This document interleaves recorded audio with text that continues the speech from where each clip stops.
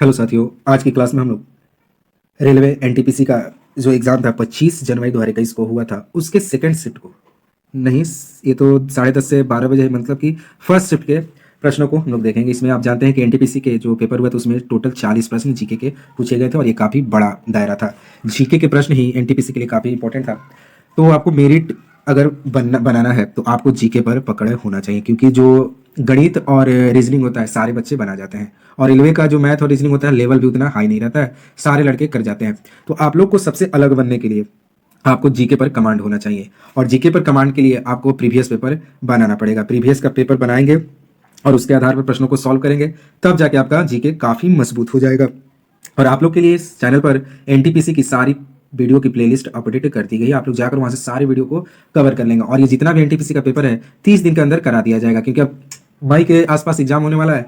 तो सारे पेपर को करा दिया जाएगा। रोज 3 वीडियो आपको प्रोवाइड किया जाएगा। ऑलरेडी 30 वीडियो अपलोड कर दिया गया है, तो आप लोग को सारा वीडियो मिल जाएगा 1 महीने के अंदर।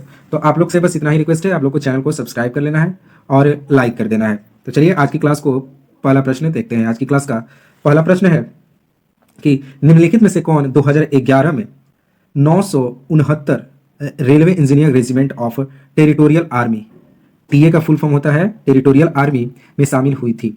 वह भारतीय सेना की पहली महिला जवान थी। तो ऐसी करने वाली सापेर शांति तिग्गा, ये जो थी 2011 में टीए में शामिल हुई थी, और इससे पहले वो भारतीय सेना की पहली महिला जवान थी। मतलब कि भारतीय सेना की महिला जवान थी और वो टीए बन गई थी। कब? तो 2011 में 969 railway regiment of territorial army पे शामिल हुई थी। नाम आप याद रखेंगे, सापेर शांति तिग्गा। अगला प्रश्न है, कामत, नमचा बरवा, गुरला मंधाता निम्न में से किसके नाम है? तो ये हिमालय की पर्वतीय चोटियों का नाम है। कामेट, नमचा बरवा और गुरुला मंधाता जो है ये आपका हिमालय की पर्वत चोटी का नाम है। और आप लोग के लिए सारे एग्जाम का प्लेलिस्ट बना दिया गया है, चाहे वो सीजीएल हो, एमटीएस हो, सीएचएसएल हो या ग्रुप डी हो, सबका पेपर अपडेट कर दिया गया है। आप लोग जाकर प्लेलिस्ट से सारे वीडियो को देखेंगे। और आप लोग के लिए स्पेशल एमटीएस और ग्रुप डी के लिए डिटेल में क्लास चलाई जा रही है। एमटीएस का जीके और ग्रुप डी का साइंस डिटेल में क्लास कराई जा रही है। आप लोग सारे क्लास को बारीकी से ऑब्जर्व करेंगे, उसके आधारित पर प्रश्नों को बनाएंगे और काफ़ी मजबूत होकर ही एग्जाम में जाना है, क्योंकि बार बार वैकेंसी नहीं आता है। आप लोग का अपने आप को मान लेना है कि यही मेरा लास्ट मौका है, और इसी में करो या मरो का नारा दे देना, जैसे गांधी जी ने दिया था करो या मरो का नारा, डू और डाई। आप लोग को भी मन में वैसे ही ठान लेना है, अभी नहीं तो कभी नहीं। इस बार मन में ठान कर अच्छी तैयारी कर इस बार एक सीट अपने लिए रिजर्व कर लेना है। तो प्रश्न है, कैलाश सत्यार्थी खाली स्थान के संस्थापक थे। तो बचपन बचाओ आंदोलन के संस्थापक थे कैलाश सत्यार्थी, और कैलाश सत्यार्थी को ही 2014 में भारत रत्न से नवाजा गया था। भारत रत्न से 2 व्यक्तियों को उस समय नवाजा गया था, एक थे सचिन तेंदुलकर और दूसरे थे कैलाश सत्यार्थी। अगला प्रश्न है, किसी अन्य कमरे में बात कर रहे लोगों की बातें हमें ध्वनि तरंगों के खाली स्थान के कारण सुनाई देती है। तो डिफरेक्शन के कारण दूसरे कमरे में बात कर रहे लोगों की आवाज हमें दूर बैठे दूसरे कमरे में, मान लीजिए यहाँ पर एक कमरा है, यहाँ पर 2 लोग बात कर रहे हैं, आप इस कमरे में बैठे बैठे हैं, आपको ये वाला बात इनका सुनाई दे रहा है। तो इसका कारण है विवर्तन या डिफ्रैक्शन। डिफ्रैक्शन के कारण उनकी बातें हमें सुनाई देती है। अगला प्रश्न है, निम्नलिखित में से क्या संयुक्त राष्ट्र का एक अंग नहीं है? तो राज्य परिषद जो है संयुक्त राष्ट्र का अंग नहीं है। अंतर्राष्ट्रीय न्यायालय जिसका मुख्यालय द हेग में है, महासभा भी इसका एक अंग है, सुरक्षा परिषद भी अंग है। टोटल इसके 5 अंग हैं। 3 अंग का दे दिया नाम, आप 2 अंगों का नाम बताएंगे। अगला प्रश्न है, मौलाना अबुल कलाम आजाद ट्रॉफी की शुरुआत खाली स्थान में की गई थी, और यह सभी भारतीय विश्वविद्यालयों में खेलों के सर्वश्रेष्ठ प्रदर्शन करने वाले विश्वविद्यालयों को प्रदान की जाती है। तो मौलाना अबुल कलाम आजाद ट्रॉफी की शुरुआत जो थी 1956-57 में की गई थी, और भारत में जितने भी विश्वविद्यालय हैं उनको खेल में सर्वश्रेष्ठ प्रदर्शन करने के लिए यह ट्रॉफी दी जाती है। अगला प्रश्न है, ऊष्मा संतुलन क्या है? तो ऊष्मा संतुलन पृथ्वी द्वारा अवशोषित आपतित ऊष्मा और विकिरण के रूप में बाहर होने वाली ऊष्मा के बीच संतुलन को हम ऊष्मा संतुलन कहते हैं। हीट बजट, ये प्रश्न काफी अच्छा है, आप लोग इसको देखेंगे कि हीट बजट क्या होती है। अगला प्रश्न है, पेशी तंत्र का कौन सा भाग हड्डी को हड्डी से जोड़ता है? तो लिगामेंट जो है हड्डी को हड्डी से जोड़ता है, और एक टेंडन जो होता है हड्डी को मसल से जोड़ता है। यानी हड्डी को मांसपेशिया से कौन जोड़ता है? टेंडन, और हड्डी को हड्डी से लिगामेंट। इसमें बच्चे अक्सर कंफ्यूज रहते हैं, कौन हड्डी से हड्डी जोड़ता है, कौन मसल से मसल जोड़ता है। तो लिगामेंट जो है हड्डी को हड्डी से जोड़ता है, और टेंडन जो है हड्डी को मांसपेशी से जोड़ता है। अगला प्रश्न है, निम्नलिखित में से क्या सार्वजनिक क्षेत्र की एक इकाई नहीं है? तो ICICL जो है ये सार्वजनिक क्षेत्र की इकाई नहीं है, प्राइवेट सेक्टर की एक इकाई है, जबकि BCCL, भेल, NTPC ये सार्वजनिक क्षेत्र की इकाई है। अगला प्रश्न है, अंतर्राष्ट्रीय श्रम संगठन यानी इंटरनेशनल लेबर ऑर्गेनाइजेशन का मुख्यालय कहाँ है? तो इसका मुख्यालय जो जेनेवा स्विट्जरलैंड में स्थित है। यहाँ से प्रश्न बनता है कि ILO का स्थापना कब हुआ था? इसका स्थापना जो है 1919 में हुआ था। अगला प्रश्न है, 24वें जैन तीर्थंकर का नाम क्या था? तो इनका नाम था महावीर। महावीर जो थे जैन धर्म के 24वें तीर्थंकर थे। अगला प्रश्न है, कोलेरू झील कहाँ स्थित है? ये प्रश्न तो CHSL में पूछा, जब मैं एक बार CHSL का एग्जाम दिया था उसमें भी ये कोलेरू झील पूछा था। तो कोलेरू झील जो है आंध्र प्रदेश में स्थित है। अगला प्रश्न है, खाली स्थान के अंतर्गत भूकंप का अध्ययन किया जाता है। तो ये प्रश्न तो बच्चों वाला है, सिस्मोलॉजी से हम लोग भूकंप का अध्ययन करते हैं। अगला प्रश्न है, IPAB की स्थापना 2003 में वाणिज्यिक एवं उद्योग मंत्रालय के अधीन हुई थी। इसका पूर्ण रूप क्या है? तो इसका पूर्ण रूप हो जाएगा इंटेलेक्चुअल प्रॉपर्टी एपेलेट बोर्ड, इसका फुल फॉर्म होगा। आप लोग इसको याद रखेंगे। अगला प्रश्न है, ध्वनि की तीव्रता को मापने के लिए निम्नलिखित में से किस मापक का उपयोग किया जाता है? तो ध्वनि को मापने के लिए हम डेसिमल मात्रक का उपयोग करते हैं। प्रश्न ये पूछता है कि साउंड की SI मात्रक क्या है? तो डेसिबल है। अगला प्रश्न है, हवा की गति को मापने के लिए निम्नलिखित में से किस उपकरण का उपयोग किया जाता है? तो एनीमोमीटर से हम हवा की गति को मापते हैं। तो ये मार्क कर लेंगे, इंपॉर्टेंट प्रश्न है। आप लोग कमेंट में बताएंगे कि हाइग्रोमीटर से क्या मापा जाता है? ये एमीटर से तो हम करंट मापते हैं, आप लोग मालूम होगा। अगला प्रश्न है, 2019 में निम्नलिखित में से किसे भारत रत्न से सम्मानित किया गया था? तो नानाजी देशमुख को 2019 में भारत रत्न से सम्मानित किया गया था। 2019 में 3 लोगों को भारत रत्न दिया गया था। पहले थे प्रणब मुखर्जी थे, दूसरे थे भूपेन हजारिका और एक थे नानाजी देशमुख। 2019 में लास्ट भारत रत्न दिया गया। अभी तक से 6 साल हो गया है, कोई भारत रत्न नहीं दिया गया है। तो लास्ट 2019 में दिया गया था प्रणब मुखर्जी को, भूपेन हजारिका को और नानाजी देशमुख को। अगला प्रश्न है, राष्ट्रीय मानवाधिकार आयोग का अध्यक्ष कौन होता है? इसका अध्यक्ष भारत के सेवानिवृत्त मुख्य न्यायाधीश होते हैं। राष्ट्रीय मानवाधिकार आयोग का अध्यक्ष भारत के जो रिटायर्ड चीफ जस्टिस होते हैं, मुख्य न्यायाधीश होते हैं, वो इसके चेयरमैन या अध्यक्ष होते हैं। आप लोग चैनल को सब्सक्राइब और वीडियो को लाइक करते हुए चलना है। जितने भी नए लोग हैं चैनल को सब्सक्राइब कर लेंगे, क्योंकि इस चैनल पर काफ़ी महत्वपूर्ण वीडियो प्रोवाइड की जाएगी और काफ़ी कम टाइम में। आप लोग बड़े बड़े चैनल पर जाकर 1-1.5 घंटा में ये सारे प्रश्नों को देखते होंगे। यहाँ पर 10 से 11 मिनट में आपको ये सारे प्रश्न कराए जा रहे हैं और आपके समय को बचाया जा रहा है। अगला प्रश्न है, चंद्रगुप्त प्रथम के बाद गुप्त साम्राज्य की बागडोर किसने संभाली?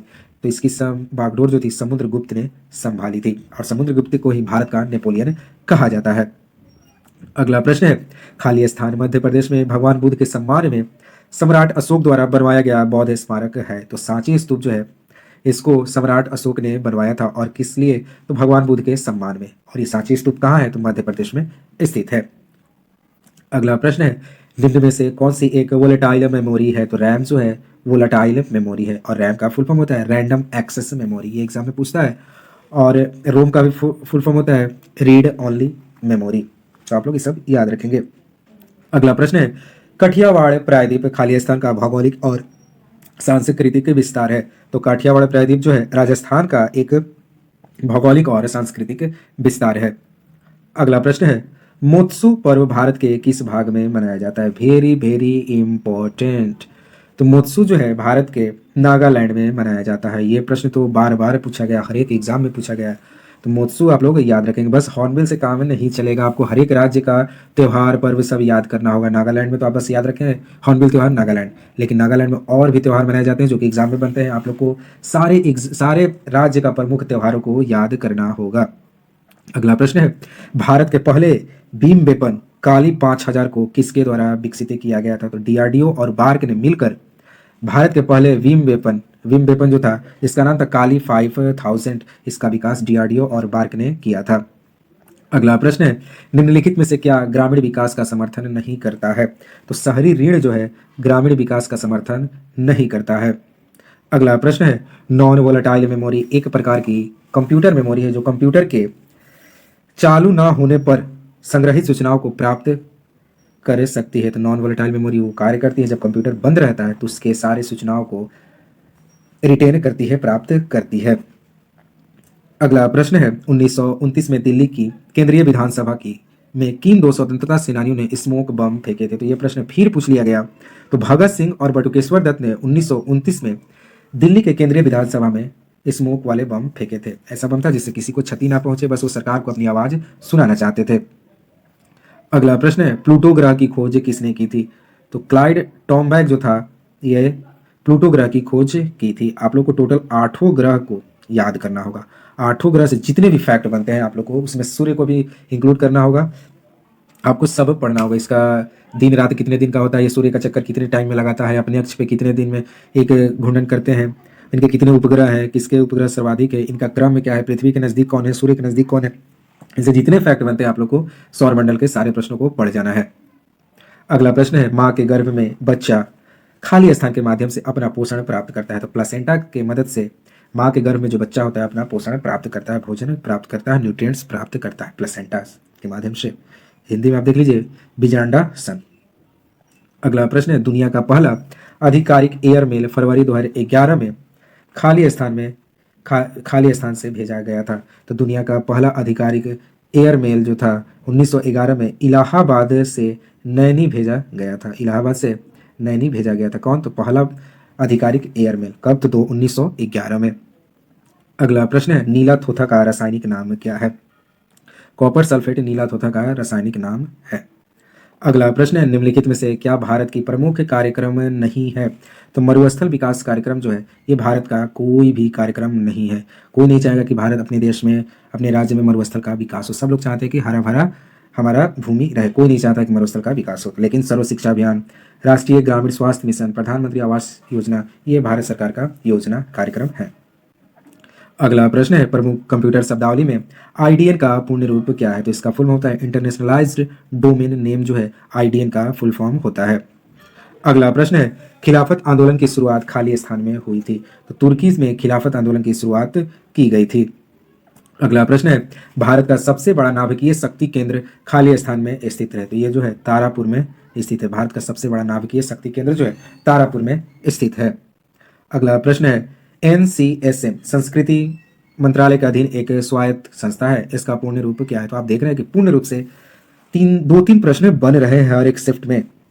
तो अब वो भी क्या एक या तो मिनिस्ट्री रह रहा है, या तो कोई योजना रह रहा है, या कोई संगठन रह रहा है। 3 चीज़ जगह से बन रहा है और एक कंप्यूटर का रह रहा है। 4 जगह से एक संगठन रह रहा है, कोई भी संस्था का, जैसे यूनाइटेड नेशन से रिलेटेड हो जा रहा है। एक आपका योजना का फुल फॉर्म पूछ दे रहा है, कंप्यूटर का पूछ दे रहा है, और एक मंत्रालय का भी पूछ रहा है। तो ये तो आपका मंत्रालय के अधीन एक संस्था है। तो इसका हो जाएगा national council of science museum, इसका आंसर हो जाएगा। अगला प्रश्न है भारत के राष्ट्रपति के महाभियोग की प्रक्रिया भारतीय संविधान के खाली स्थान में उल्लेख। बहुत ही आसान प्रश्न है। अनुच्छेद 61 में राष्ट्रपति का जो महाभियोग चलाया जाता है उसका जिक्र किया गया है, और राष्ट्रपति क्षमादान जो है अनुच्छेद 72 में है। अगला प्रश्न है nano science and technology mission की शुरुआत खाली स्थान में की गई थी। तो नैनो मिशन की शुरुआत जो थी 2007 में की गई। योजना की तो बहुत ही प्रश्न पूछ रहा है। तो हमने यहाँ पर जीके के सारे प्रश्नों को देख लिया है। अगर आपको वीडियो पसंद आया है, अगर नहीं, अगर क्या होता है, आप लोग को ये वीडियो पसंद आया है तो आप लोग चैनल को सब्सक्राइब करेंगे और शेयर करेंगे, लाइक भी करेंगे। मिलते हैं नए वीडियो के साथ। जय हिंद, जय भारत।